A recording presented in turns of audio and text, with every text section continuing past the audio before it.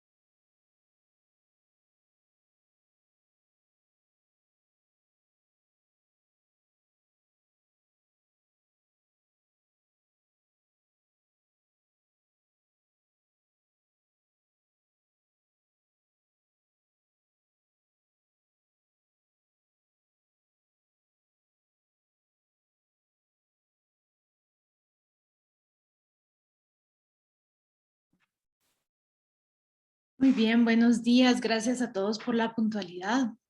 Vamos a comenzar dando tiempo siempre a que más personas puedan conectarse. En nombre de Así es y de la Fundación Konrad Adenauer, les damos la más cordial bienvenida a este conversatorio en el que vamos a conversar sobre cómo las matemáticas nos pueden ayudar a evitar la corrupción y la discrecionalidad en la integración de las salas de apelación. Les voy a rogar que mantengan sus micrófonos y sus cámaras, apagadas durante toda la presentación. Luego tendremos ya un espacio para conversar, para que puedan hacer sus preguntas o comentarios. Me imagino que va a haber algunas dudas sobre cómo funciona este método húngaro, así que luego vamos a resolverlas, pero mientras tengamos la presentación, por favor, que se mantengan en silencio. Sin más, le dejo la palabra a Lorena Escobar y a Juan Pablo Pira, quienes son coordinadores del Departamento de Análisis Jurídico de ACIES y del Centro de Estudios de Opinión Pública de ACIES, que son quienes van a tener a su cargo la presentación. Gracias. Muy buenos días. Gracias a todos por acompañarnos en este día. ACIES, en conjunto, en un equipo multidisciplinario, descubrió una propuesta para integrar de forma objetiva las salas, la Corte de Apelaciones. Como ustedes bien saben, son 45 salas las que existen, que tienen que integrarse con 3 personas, y estas, ¿de dónde salen? Pues salen de un listado que ha determinado el Congreso de la República quienes van a ocupar la magistratura. Son 135 profesionales que deben de ser agrupados en 3, es decir, grupos de 3. Ahora, ¿por qué es tan importante entonces determinar que la Corte sea la Corte de Apelaciones y estas salas sean integradas de la mejor forma posible? Pues, por supuesto, es porque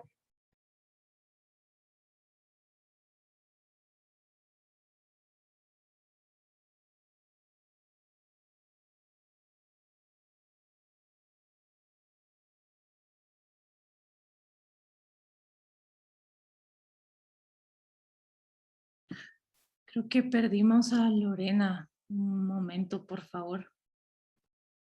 Seguro fue alguna falla con su internet. No sé si fui solo yo. Sí, gracias. ¿Habrá alguna dificultad con la señal? Imagino. Disculpen, vamos a dar un momento para que Lorena Escobar pueda conectarse de nuevo.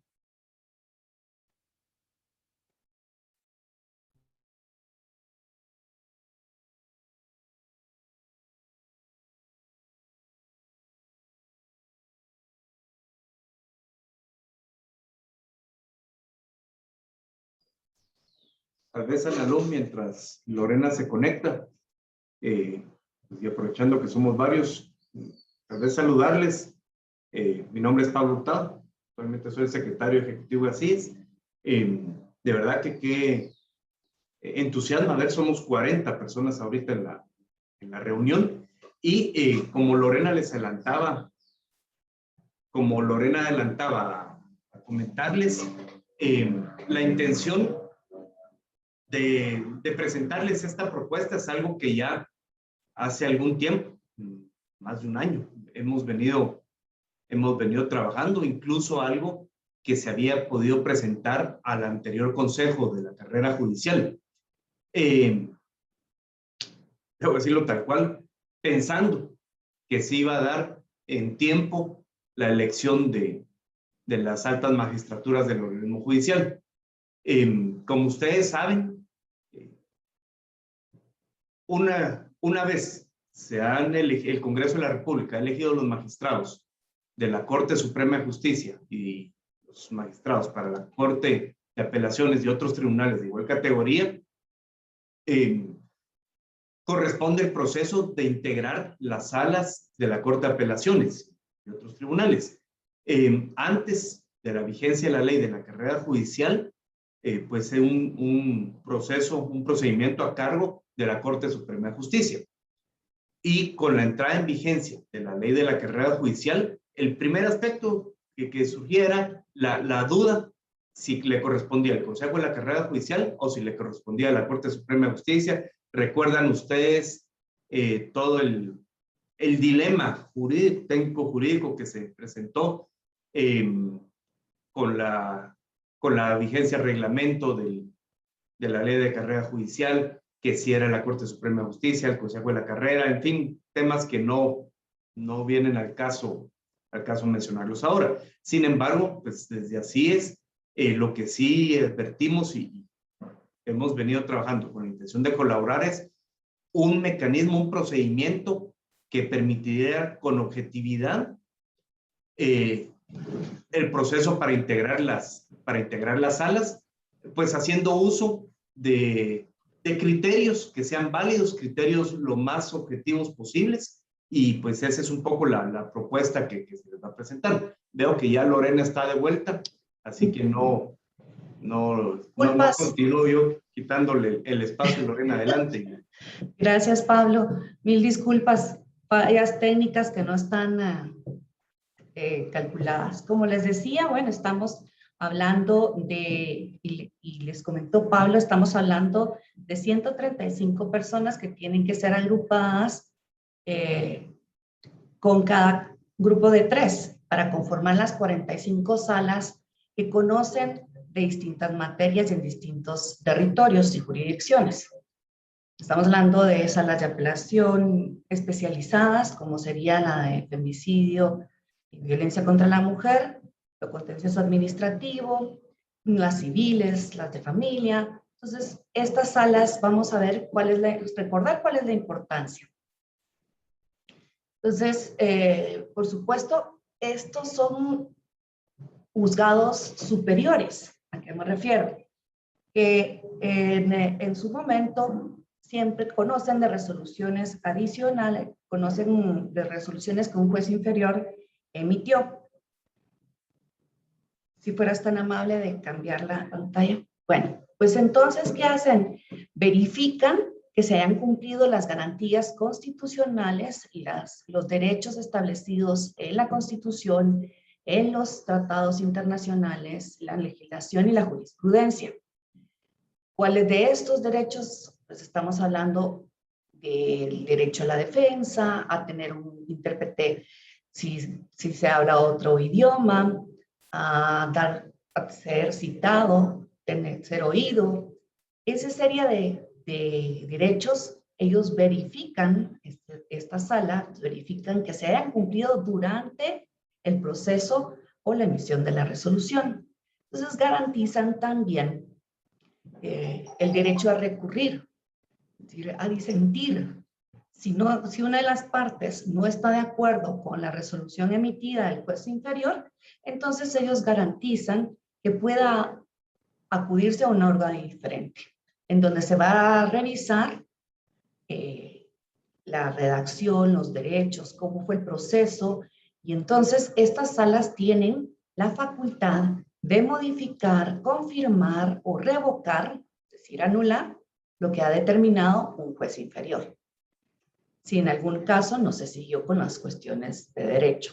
Entonces, controlan la calidad del fallo que se realiza al interior del organismo judicial, es decir, los fallos que se hayan emitido por los jueces de primera instancia. Y además, pues como son la segunda instancia, tienen esa facultad, y en la mayoría de casos guatemaltecos es hasta donde llega la justicia. Es decir, podríamos decir prácticamente que esta es, dentro del organismo judicial, una fase donde se da por terminado todo el proceso. Y tienen otra facultad y atribución, que son quienes conocen en primera instancia las acciones de amparo. Además, tienen la facultad de determinar el conocer los antejuicios contra ciertos funcionarios. Por favor, la siguiente. Y entonces nosotros, pensando en que se deben de generar los mejores equipos y que deben de estar establecidos los criterios para su integración, desde un inicio estamos convencidos que puede ponerse un alto a la impunidad de la corrupción.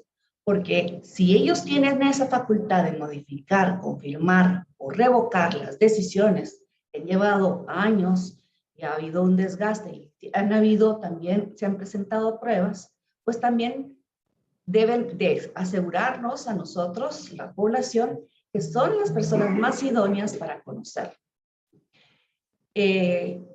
¿Cómo entonces, desde el inicio, implica que se tenga una buena integración?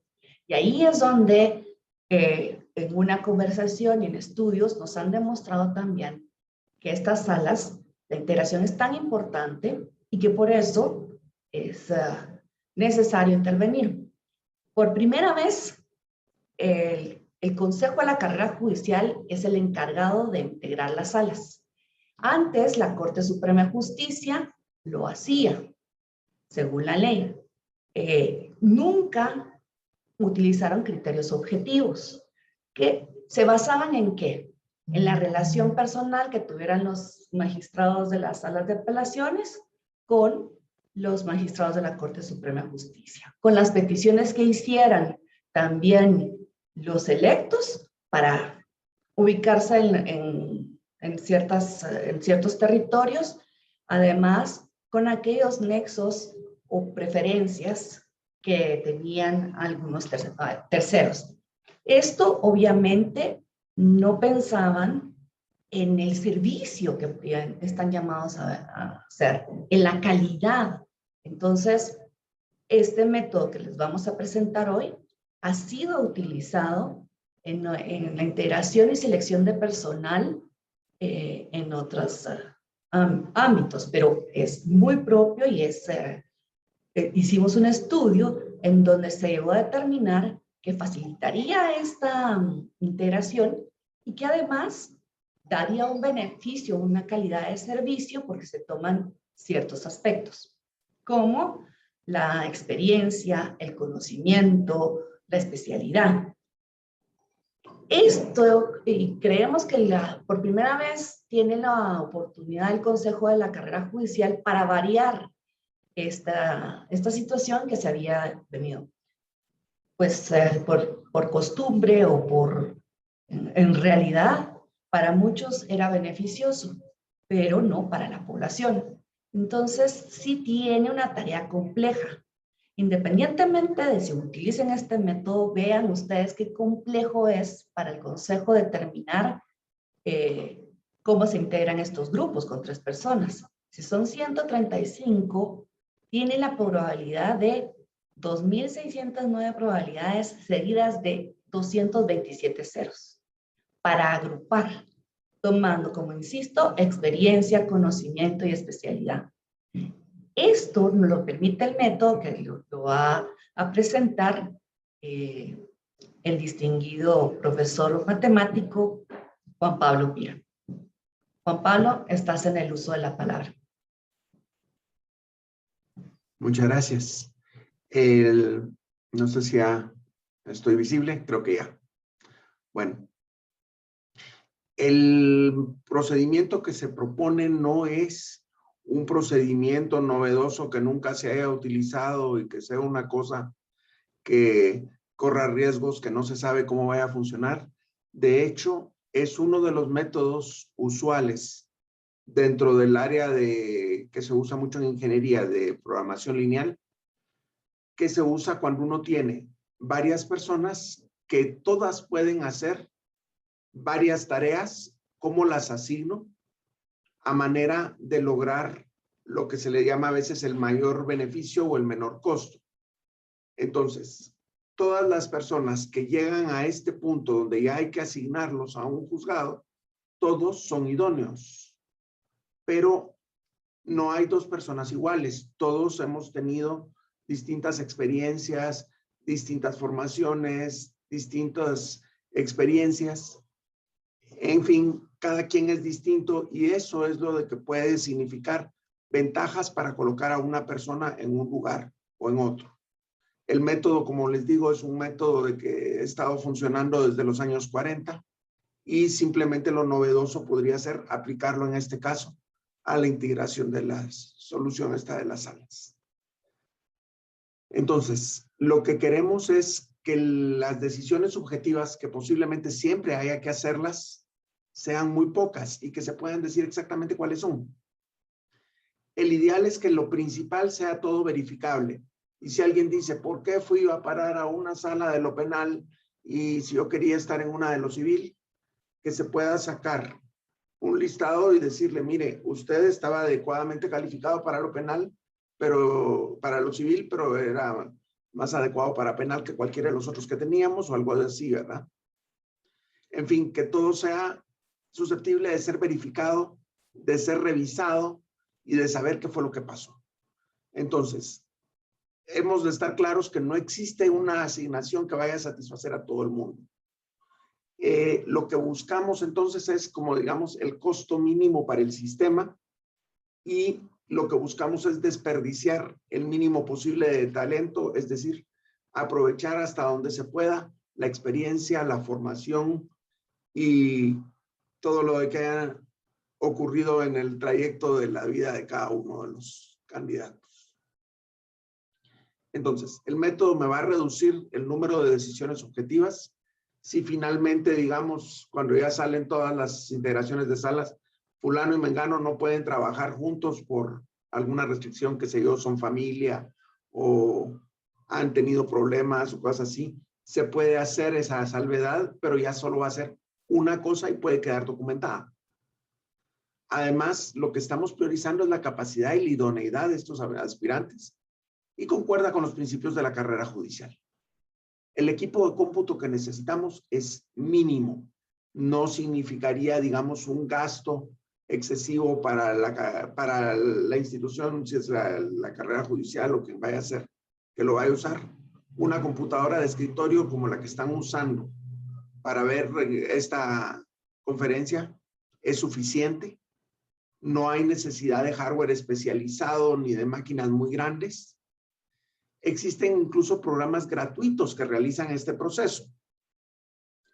Usualmente no para 135 tareas y 135 personas, pero digamos, si fuera a comprarse un paquete que pudiera trabajar con números muy grandes de salas y de personas, no sería algo que estuviera en el cielo. Entonces, podemos pensar que al momento, con la computadora de la secretaria, y con algún programa relativamente barato o incluso gratuito, se puede hacer esto.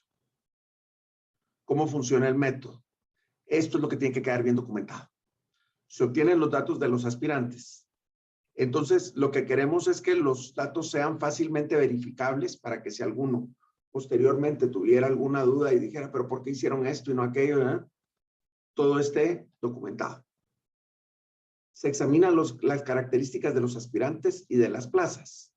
Como quedamos en este momento, ya no hay ninguno que pudiera decirse, este no tiene las características necesarias, todos las tienen, pero hay unos que son mejores para un lugar que otros.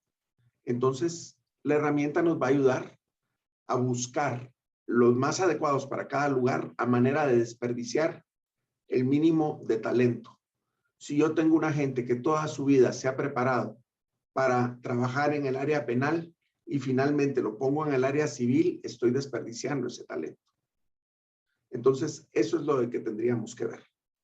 Y finalmente, comunicamos el resultado. Como todo es medible, todo se puede documentar y ante cualquier duda es posible explicar qué consideraciones llevaron a esa decisión. Vamos a hacerlo con un ejemplo.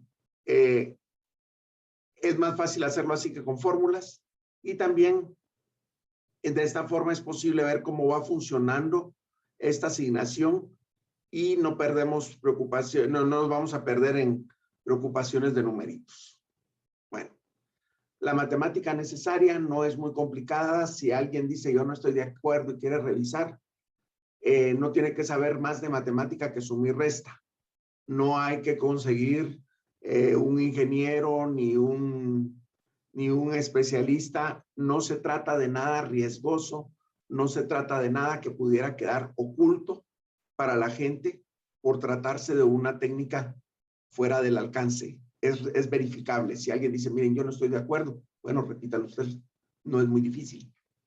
Además, hay programas que lo hacen. Y como les digo, no se trata de una cosa muy complicada. Para hacer el ejemplo, si lo hiciéramos con 135, no podríamos ver qué pasa. Supongamos que hay 5 personas y 5 plazas disponibles. Y para que quede fácil, vamos a suponer que estas plazas están en 5 salas distintas. Una es penal, otro es civil, otro es mixto, otro es laboral y el otro es contencioso administrativo. Bueno, todos los aspirantes van a contar con muy buenas hojas de vida y todos tienen estudios y experiencia adecuados para más de un puesto. Y entonces ponemos aquí un magistrado, que lo vamos a anotar por 1, que cuenta con un doctorado en Derecho Administrativo, 13 años de experiencia en juzgados civiles, 7 cursos para una maestría en Derecho Penal. Tenemos aquí una magistrada 2 con maestrías en Derecho Penal y en Derecho Laboral, pero ha trabajado 25 años en la rama penal. Un magistrado 3 que cuenta con un doctorado en Derecho Penal, 15 años de experiencia en ese ramo, 5 años en el tema civil y durante 5 años estuvo en un juzgado de paz mixto. Un magistrado 4 que tiene los requisitos mínimos, no cuenta con estudios más allá de los que se requieren y no tiene mayor experiencia. Y tenemos una abogada para magistrado 5 de que tiene cierre de pensum de una maestría en Derecho Corporativo, tiene diplomados en pueblos indígenas y en derechos humanos. En fin, todos cumplen con lo mínimo por lo menos y todos tienen más que lo del mínimo, salvo el 4, que tiene el estricto mínimo. Entonces, lo que vamos a hacer ahorita es ponerle un puntaje a todas las cosas.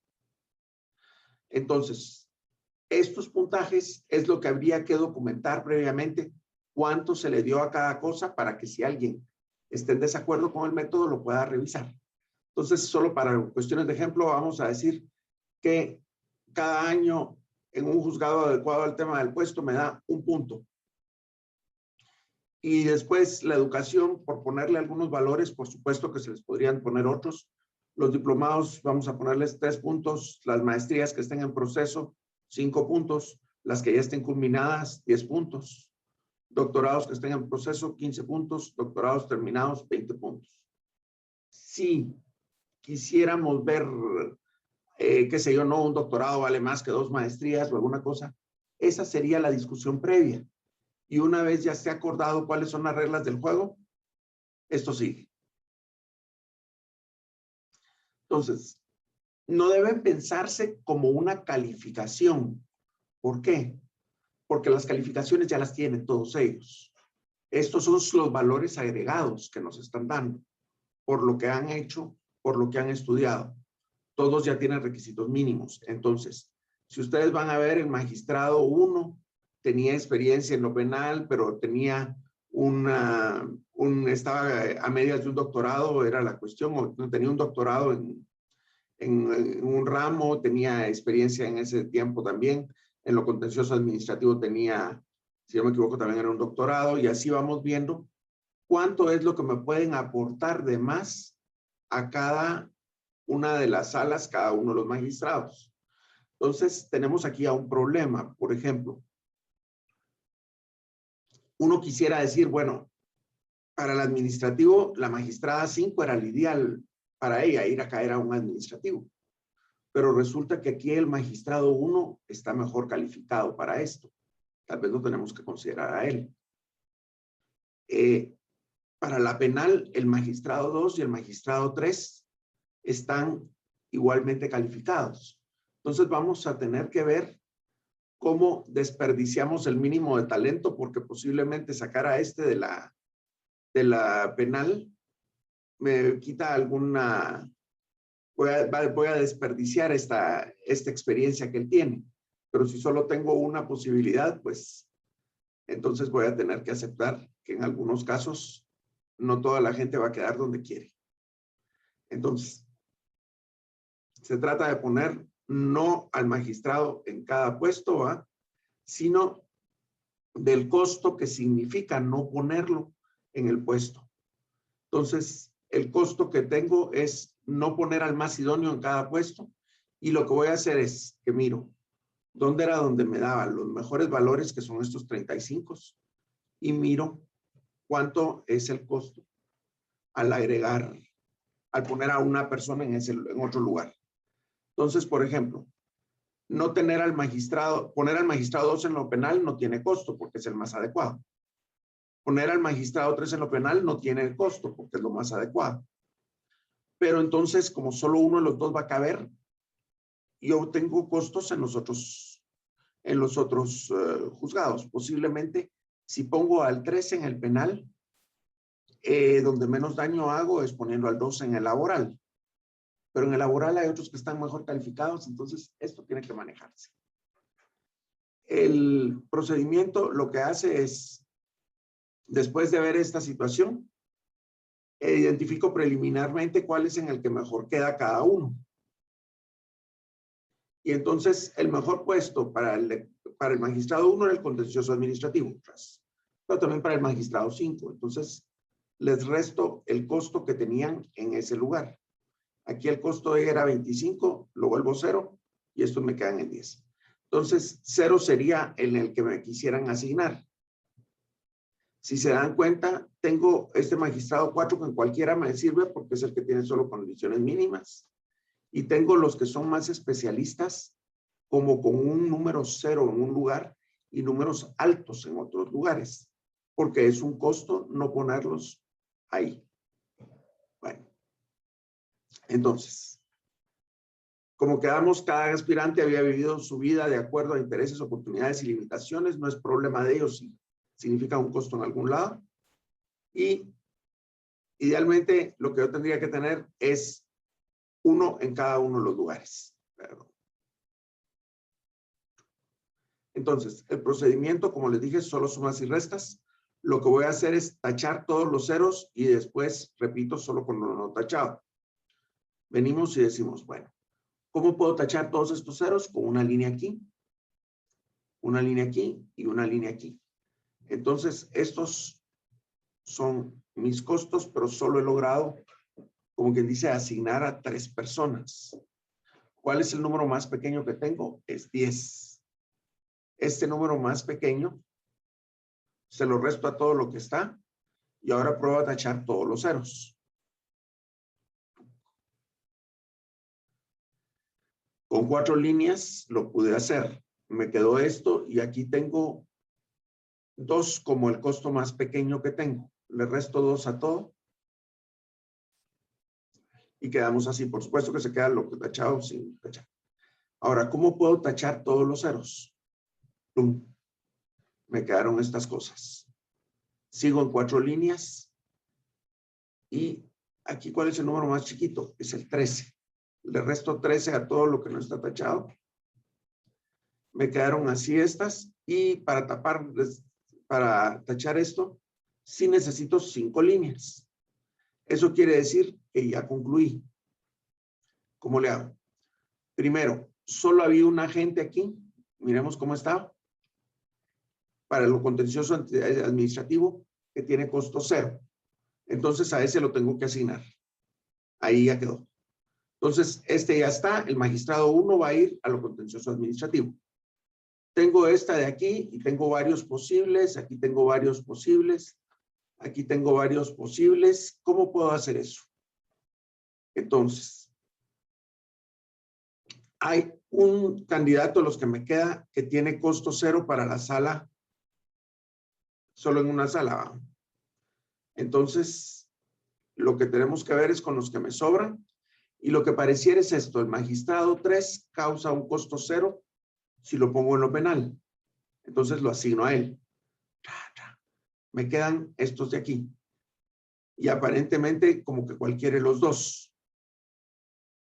Entonces, tenemos que el magistrado 2 sí causa costo en la sala civil. Entonces, le asigno la sala civil a cualquiera, por ejemplo, al magistrado 4. Y entonces, por eliminación, ya me quedaría solo el magistrado 5 en la sala laboral. Y me queda. Entonces, ya asigné a todos y hasta cierto punto desperdicié el mínimo posible de talento. Si nos vamos a revisar sus condiciones de antes, el magistrado 1, ¿qué tal estaba para contencioso administrativo? Y resulta que tenía un doctorado en Derecho Administrativo. Lo hicimos bien.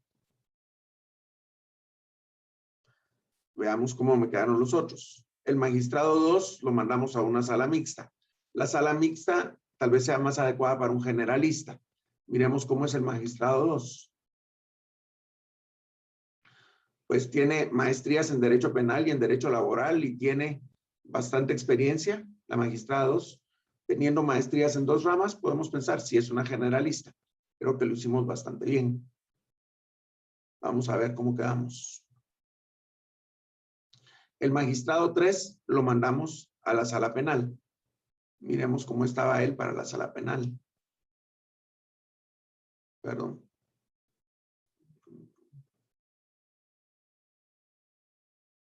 Aquí estamos. Él tenía un doctorado en Derecho Penal. Lo hicimos bien. Entonces pusimos uno adecuado. El magistrado 4 lo mandamos a la sala civil. Veamos cómo estaba el magistrado 4 para la sala civil. Como este era el que tenía solo requisitos mínimos,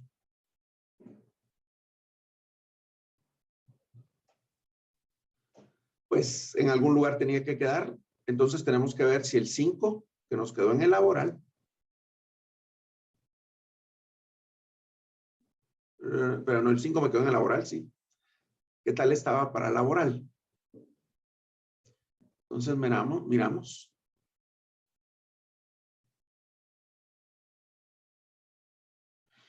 Y tenía una maestría en Derecho Corporativo, diplomados en Pueblos Indígenas, Derechos Humanos.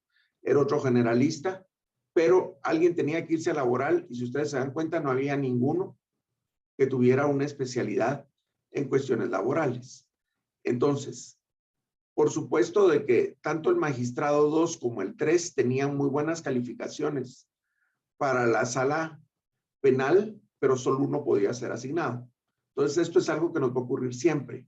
Alguna gente no va a quedar donde sería óptima, pero el conjunto de la asignación sí tiende a ser el que menor costo causa, pensado como desperdicio de talento.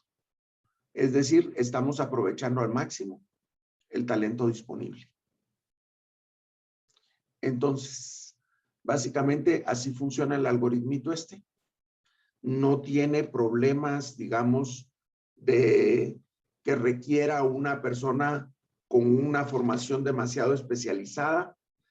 Es una cosa que está públicamente disponible. En fin, es verificable por parte de todas las personas. Si alguien no está de acuerdo y quiere decir, mire, ¿y a mí por qué me pusieron ahí si yo quería estar en tal y tal lado y tengo características adecuadas? Pues se podrá ver que o había alguien mejor o si era alguien con igual característica, solo en uno de los 2 lugares podía caber. Entonces, el otro en el puesto donde terminó la persona que no está satisfecha, posiblemente no hubiera sido el más adecuado. Entonces, esta ayuda creo que permitiría, si no ya la selección final, por lo menos una primera selección muy cercana a lo óptimo. Si posteriormente, por alguna razón, hubiera que mover a alguien o por parentescos o por, no sé yo, qué relaciones o qué restricciones pudiera haber en ese sentido, ya se documentaría aparte. Entonces, esta era la idea que les queríamos presentar. Le dejo la palabra nuevamente a Lorena para continuar. Gracias. Yo, antes de que Lorena intervenga, solo pedirles que cuando quieran intervenir, que ahora imagino que Lorena ya va a introducir el espacio para comentarios, que por favor lo hagan levantando la mano para que podamos llevar un orden de quiénes son quienes desean comentar o preguntar algo a los expositores. Lorena, adelante. Gracias, Ana Lucía. Sí, efectivamente, esto lo que se trata es tener un intercambio de ideas escuchar sus dudas y bueno, entonces estamos abiertos a entender. Sabemos, por supuesto, que hay que comprender más el método y por eso es que queremos escucharlos a ustedes y saber qué valoración tienen.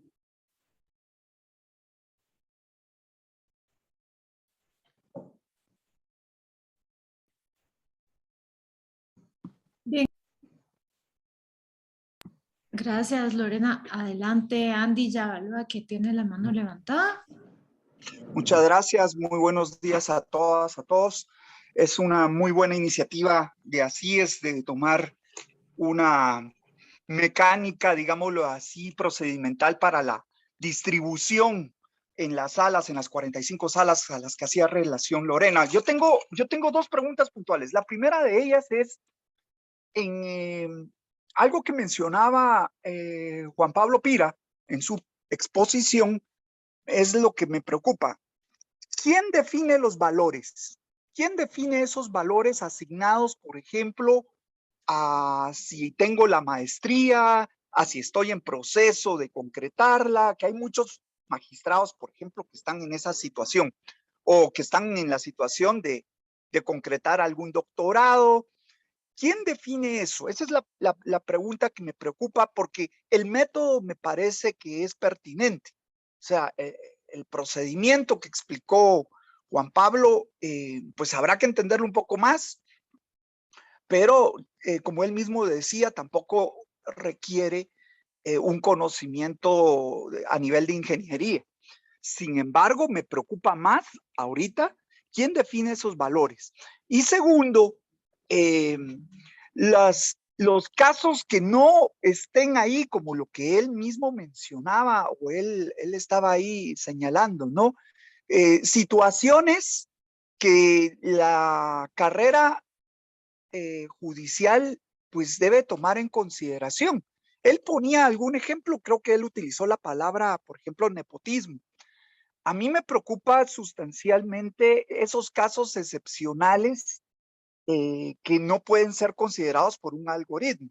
En ese sentido, ¿cómo se resuelve estos casos para el tema de distribución, entiendo yo, de las magistraturas? Les agradezco de nuevo. Buen día. Lorena, no sé si respondes de una vez o hacemos un par de preguntas. Mejor 2 preguntas Una vez. más y respondemos. Ok. Entonces, Sebastián Morales, por favor, adelante. Muchas gracias y también me sumo a las felicitaciones y los buenos comentarios que se hicieron antes.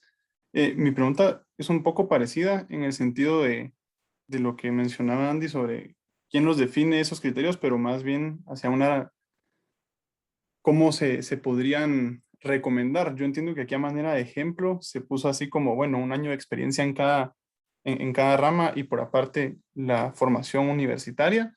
Pero que obviamente eso se podría cambiar, pero cómo, digamos, no sé si ustedes han considerado como parte de este estudio un poco cuáles serían esas recomendaciones en caso que se tuvieran que hacer, o sea, más allá de quién las haría, cómo lo recomendarían. Y yo porque veo aquí que hay como una incompatibilidad, si se puede decir así, o no sé cómo llamarlo, en el sentido de que, bueno, los años de experiencia pueden ser muy valiosos porque pues es de lo que más cuenta, obviamente, pero como bien mencionaron, en el pasado las salas se asignaron bajo criterios bien discrecionales. Entonces, entiendo que aunque el criterio en el pasado haya sido discrecional, mi experiencia al haber pasado por ahí aporta mucho a mi carrera, pero que tanto entonces muchos de esas primeras asignaciones van a estar influenciadas por una experiencia que en el pasado fue discrecional o fue sesgada. No sé si me explico, espero haber transmitido ahí bien mi duda.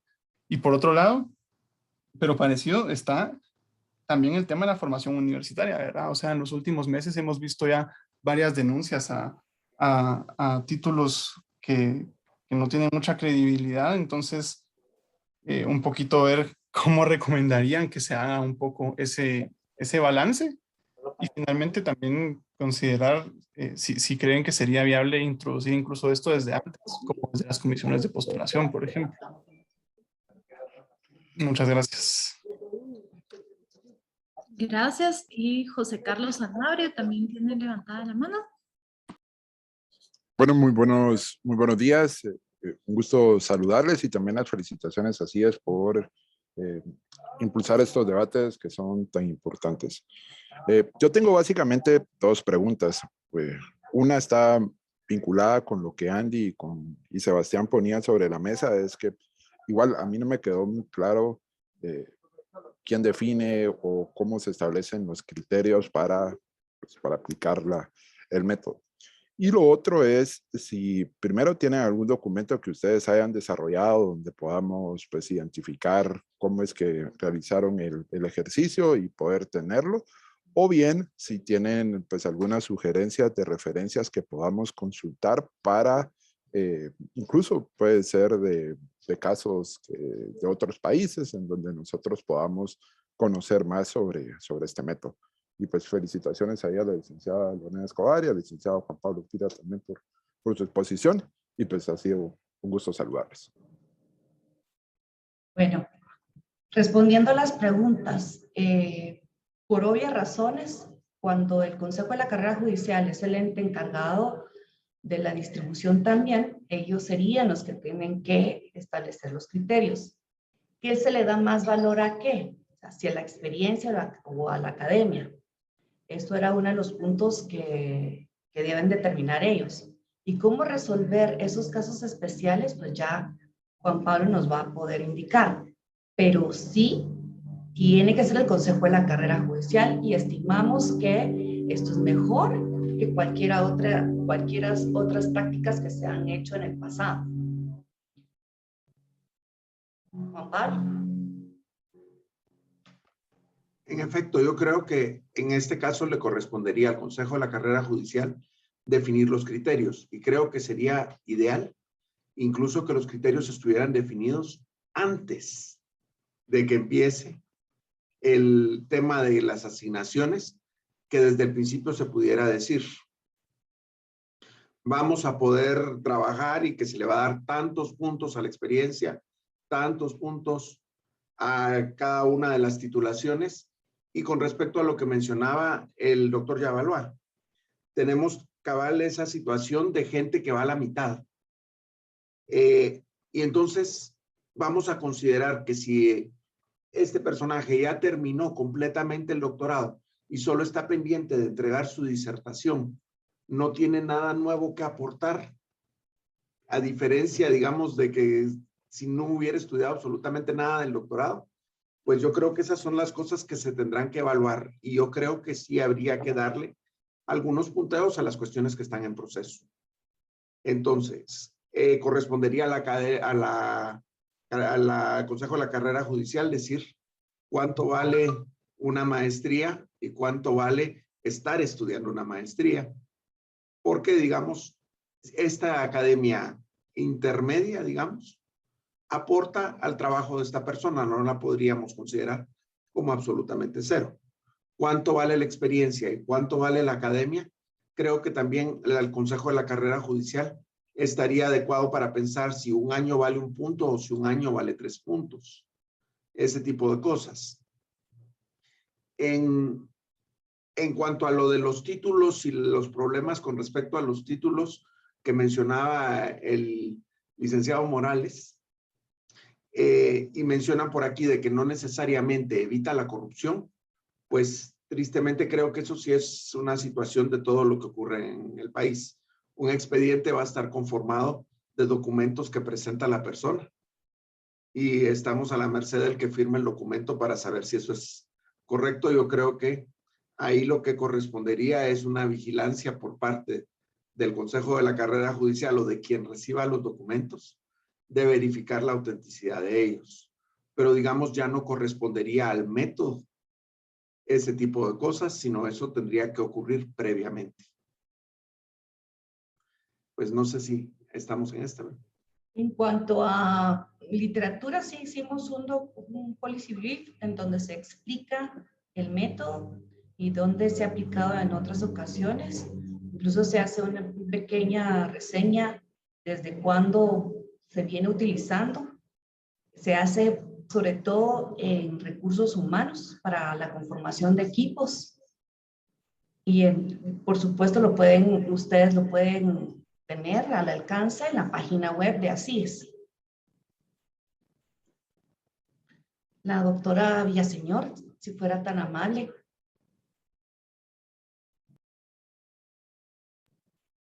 Doctora, ¿su pregunta?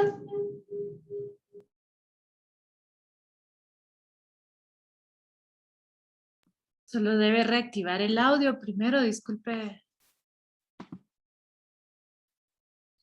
Vamos a ver. ¿Se escucha? Sí, Sí, ahora doctora. me escuchamos. Bueno, muy buenos días a todos. Un esfuerzo muy interesante de los organizadores. Estoy caminando en auto, espero que se oiga. La iniciativa pareciera muy aceptable para Guatemala. Sin embargo, vamos a dejar en manos de cualquier persona calificar las cualidades de los magistrados a las cortes de apelaciones. Y voy a corregir un concepto. Las salas mixtas no necesitan generalidades, necesitan expertos en las ramas que van a tocar. Por ejemplo, si va a ser administrativo, si va a ser laboral, o civil o penal, tienen que ser expertos en esa rama. De tal manera que el método a simple vista pareciera muy bueno, pero voy a ponerles un ejemplo. Se dijo con la apelación especial resolvamos los problemas como dice don Fernando de la Rúa. Sin embargo, el pensamiento del ser humano en términos generales es básico. Es con eso con lo que tenemos que trabajar y que tenemos que luchar y que tenemos que cambiar. Muchas gracias, hasta ahí me quedo por las circunstancias en que estoy manejando y el poco tiempo que tenemos. Gracias. Gracias. Antes de darle la palabra también a Andy Yabalba, hay otra pregunta en el chat que es de Carla Flores de Moller. No sé si Lorena la habías leído ya, pero es ¿por qué seguir apostando por lo académico si lo que en realidad cuenta son las resoluciones emitidas? Hoy en día hay muchos jueces que, por ejemplo, están en propiedad intelectual y no conocen el tema. Las resoluciones no solo son penales, administrativas, civiles o laborales. Hay muchas más áreas del derecho que no tienen expertos en los temas. La siguiente pregunta, voy a contestar estas dos y voy a hacer algunas observaciones al respecto. Andy. Gracias, Lorena. Es una pregunta cerrada para ustedes. ¿Qué afecta de alguna manera la corrupción del Consejo de la Carrera Judicial a la aplicación del método? ¿Sí o no? Esa es la pregunta. Gracias. Afecta en la medida en que se establezcan los criterios. Pero el método no tiene nada que ver, o sea, por sí solo, no. Y Juan Pablo nos va a ahondar en esa respuesta. Pero atendiendo a lo que decía la doctora Villaseñor, esto fue un ejemplo basado en el conocimiento, puede basarse también en la experiencia, puede basarse, o sea, se le da otros punteos. El ejemplo fue más simple, nosotros lo estudiamos teniendo 3 variables, como se les expresó al principio, el conocimiento, la experiencia y la preparación. Entonces, estas variables también pueden jugarse con el método. No solo se le apuesta ahí sí que como a los conocimientos, y nos ha demostrado, coincidimos que nos ha demostrado que la calidad de las maestrías y los doctorados no es posible determinar. Pero además, lo que sí no existe actualmente un estudio serio en donde se pueda determinar qué juez es evaluado por sus buenas resoluciones o sus malas resoluciones. Hay que recordar que también el Consejo de la Carrera Judicial cuenta ahorita con una evaluación reciente que se le hizo a los aspirantes, sobre todo que son de carrera. Estamos hablando de los jueces. Sin embargo, alejándonos también de las dudas que llevó esa evaluación, es con lo que tenemos. Siempre que pensamos que este método puede irse perfeccionando en la utilización, el método no, sino el uso del mismo. Creemos, estamos convencidos que peor es dejarlo a merced de quien tiene más conexión, ya sea con el Consejo de la Carrera, los consejeros, quienes tienen más acceso directo a influir en esas decisiones, que utilizar una cuestión matemática que entonces despersonaliza la integración. Y otra de las cosas, sí tiene razón la doctora Villaseñor en decir, en un contencioso administrativo se requiere de varias experiencias. Lo que pasa es que por fines de la presentación se tomó así. Tiene sus complejidades, es más largo y Juan Pablo lo podría decir, y no requiere en realidad, se insiste en que sea un ingeniero o alguien con un nivel de experiencia o conocimiento especializado en matemáticas. Y es verificable. Juan Pablo, si quisieras añadir. Bueno, yo sí quisiera añadir dos cosas. Lo que mencionaba el doctor Yavalúa, ¿qué ocurre si la corrupción es en el Consejo de la Carrera Judicial? Si nosotros podemos establecer criterios que pueda verificar cualquiera y dice, bueno, yo quiero ver el expediente de la licenciada Escobar y puedo sumar los puntos yo igual que como lo hicieron ellos, va a ser más difícil que en un acto de corrupción se le altere su puntaje.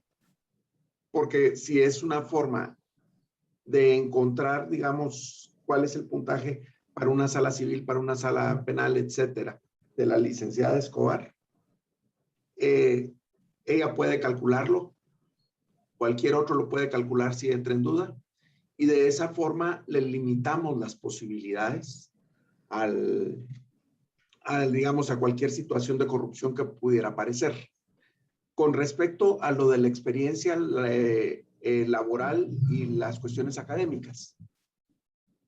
Pues bueno, en el ejemplo, como explicaba la licenciada Escobar, se tomaron estos dos porque eran relativamente fácil de ejemplificar, pero de hecho si se pudiera de alguna forma darle un punteo correcto o no correcto, sino que no pudiera ser puesto en duda por otra persona.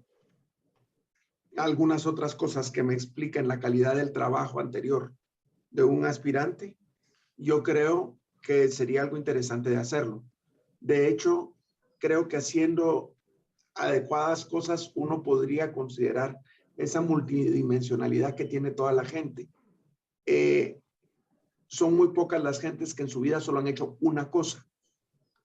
Entonces, si existen formas de evaluar experiencias, estudios, trabajos académicos o participaciones incluso en momentos, podrían ser hasta políticos, creo que si se pudiera ponerle un número y evaluarlo para poderlo meter al método, podría ser muy adecuado.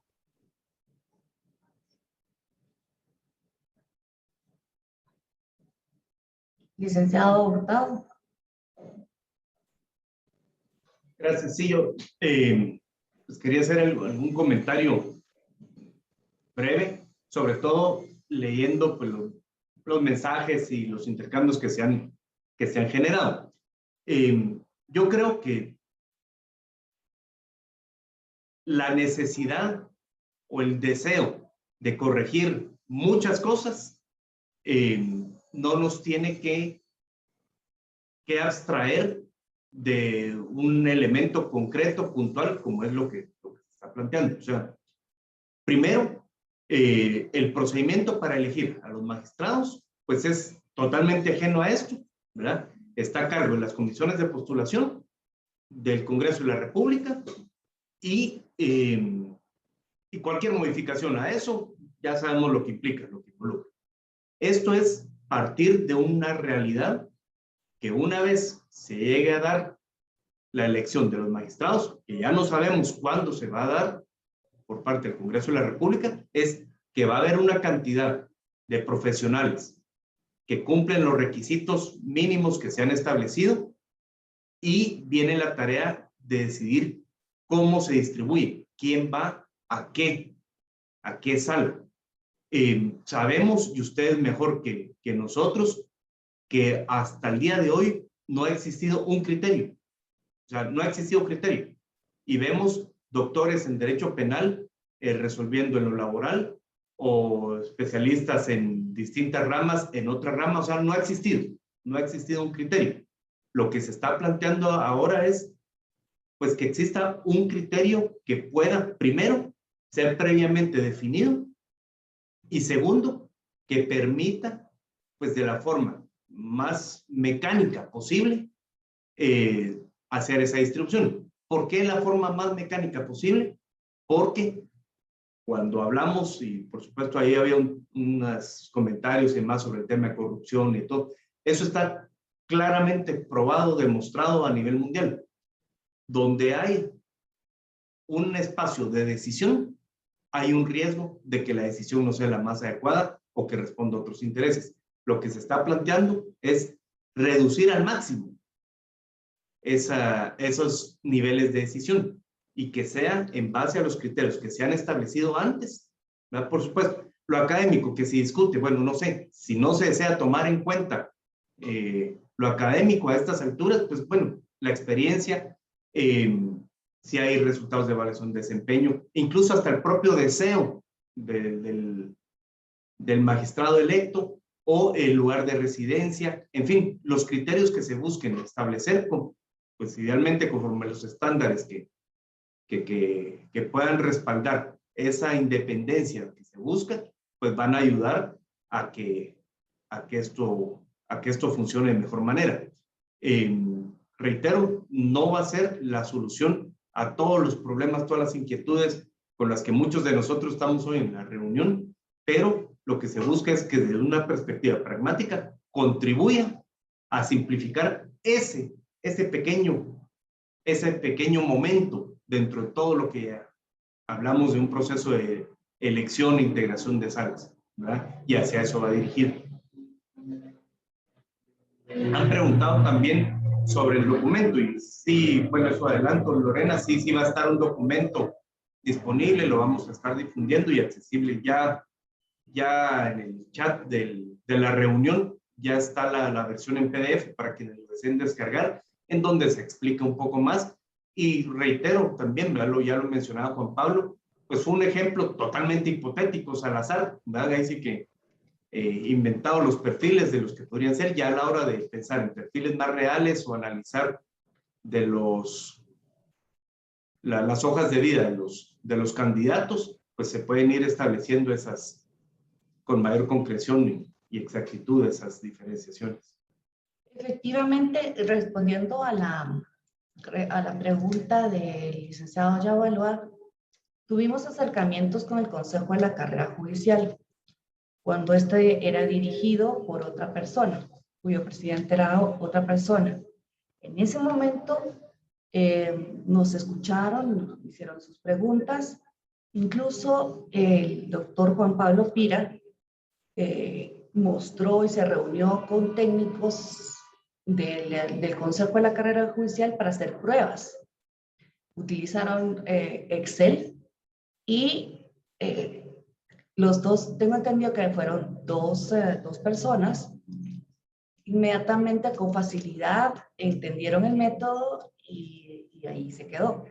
En esta ocasión tuvimos interés en que el Consejo de la Carrera, ya presidido por otra, recuérdense que el Consejo fue a medias, en realidad tiene nuevos miembros y otros no, debido incluso por esta falta de elección de parte del Congreso de la República en cuanto a los magistrados de salas y de Corte Suprema de Justicia. Entonces, en esta ocasión, no tuvieron interés en conocer más sobre esta propuesta. Lo que nosotros también invitamos es que existan, primero, el conocimiento, que se vea que hay un interés y propuestas objetivas y pragmáticas, como ya lo decía Pablo, pero sobre todo que se deje a un lado estas prácticas de me ubican y me asignan a determinada sala porque tengo mayor conexión con los consejeros o porque la Corte Suprema de Justicia de alguna manera tiene sus relaciones con el Consejo de la Carrera Judicial. Estas cuestiones no generan desigualdad, incluso entre los mismos profesionales que van a ocupar estos cargos. No son tratados iguales. Y creemos que desde este punto inicial también se genera corrupción.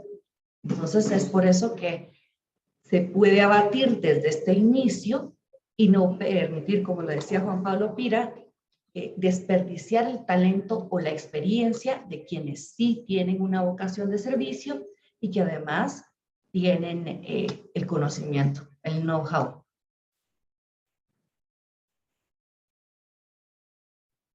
Solo recordando la experiencia esa del día de que hicimos las pruebas con los datos reales, se hizo en una computadora de escritorio de que tiene ya más de 11 años la computadora. Y todo el procedimiento, contando con 135 personas, tardó aproximadamente 4 minutos. Entonces, lo que les digo, si una vez ya están dados los punteros para cada quien y son públicos y están dadas cuáles son las requisiciones para cada sala y son públicas, cualquier persona puede revisar este trabajo con el equipo que les diga yo, con el equipo que uno normalmente tiene en el escritorio. Entonces eso también reduce las posibilidades de corrupción. Si hay un cambio y de repente aparecen 30 agentes que dicen, miren, yo lo revisé y a mí no me salió así. Entonces creo que esa es una posibilidad. Y señor Herrera. Gracias. Y igual que la doctora Villaseñor, pues me tocó andar siguiéndoles en movimiento y ahorita para poder hablar con ustedes me tuve que meter aquí a una cafetería, así que si oyen una música al fondo es precisamente por eso. Bueno, en primer lugar quiero felicitarles por esta iniciativa, creo que es un paso adelante. Tenemos que poner los pies sobre la tierra y buscar algún tipo de metodología que sea simple, claro, transparente y que nos permita poder elegir a nuestras cortes, a las personas que van a dirigir nuestras cortes de una forma objetiva, eliminando esos criterios subjetivos y la discrecionalidad que ha privado dentro de todo el sistema para elegir a estas autoridades. Por eso es que en principio les felicito. Luego, sí me gustaría, obviamente, analizar más a fondo el método y quisiera ver la propuesta de ustedes, tener la oportunidad de analizar, de leerla, estudiarla y mandarles posteriormente mis comentarios si los hubiera respecto de la misma. Esto es a priori. Me preocupa un poco el tema de la academia en la evaluación que se va a hacer. Yo creería que debiera de haber una recalificación y tener tiempo para efectuarse y hacer todas las mediciones, ante todo porque hemos visto cómo en los últimos tiempos el sector académico se ha visto desprestigiado por varias situaciones que son del conocimiento público y que no vale la pena tocar acá. En todo caso, tenemos o hemos visto que hay títulos, maestrías e incluso doctorados, Mickey Mouse, pues, o sea, se inventan y sacan, y eso creo que por eso es que hay que hacer una evaluación previa, una precalificación, para poder tener un tamiz y donde sacar a la gente que de alguna manera se ha prestado a sacar este tipo de títulos. Realmente creo que, le reitero, es un paso adelante, hay que buscar nuevas alternativas y me encanta que así haya tomado esa iniciativa. Les felicito y bueno, seguiré el chat allí, seguiré la presentación. Muchas gracias, muy amable. ¿Alguien con otra duda o comentario que quisiera tener? Ya nos pusieron en el chat. Muchas gracias a la licenciada López. Ahí está el documento, ya lo compartió, si ustedes lo pueden ver. Se llama las salas de apelaciones. Es un pequeño policy brief. Y si tienen más dudas, estamos a las órdenes para poder profundizar.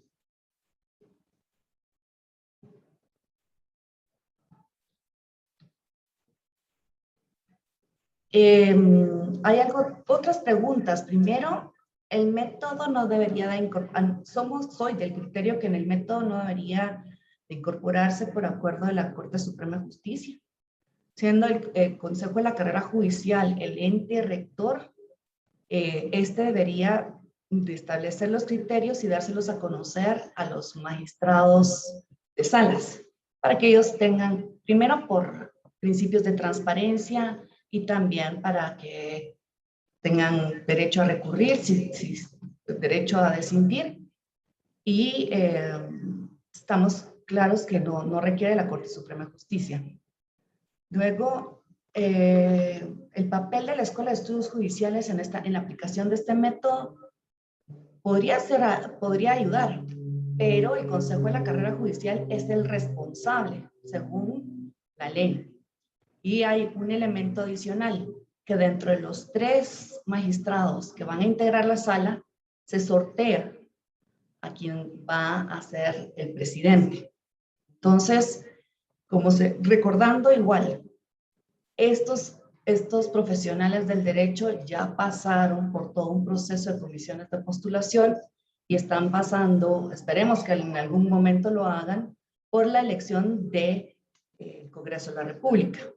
Esto es un paso adicional en donde ya se toma a todos como idóneos, porque no se puede cuestionar esa situación, sobre todo habiendo transcurrido todo este procedimiento. Y por lo tanto, era desde ese principio, desde el mejor equipo, para no desperdiciar talento, para no desperdiciar experiencia y alejarnos de esos criterios subjetivos que eran dañinos. El policy brief yo lo veo, no sé si ustedes ven, está aquí vamos a ver cómo lo podemos Policy compartir. brief lo compartió Liliana López, está un poquito ¿Sí? arriba. Si no, también se los pongo aquí en pantalla y les voy a copiar el enlace en el chat, porque igual pueden descargarlo de la página web si les resulta más fácil. Gracias, Ana Lucía. ¿Alguien más tendrá, se estima que siendo... ¿Alguien tendrá otra pregunta o alguna intervención más? Carlos Herrera tiene la mano levantada. Pero como iba manejando, creo que... Licenciado Herrera.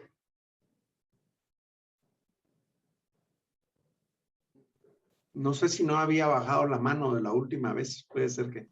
Sí, puede ser.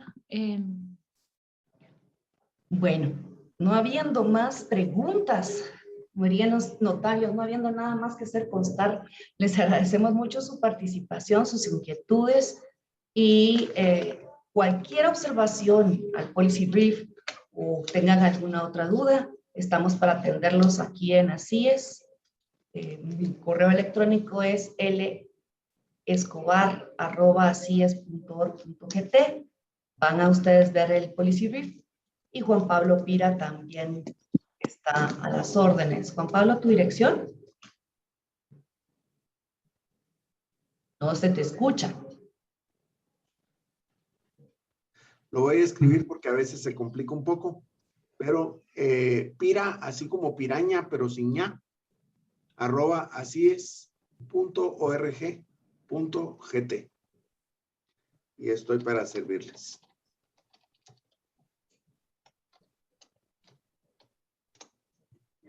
Que tengan muy buen día a todos, que sea productivo y que bueno, ya casi a media cintura de la semana. Feliz tarde. Muchas gracias, así es. Tarde, ¿no? Muchas gracias.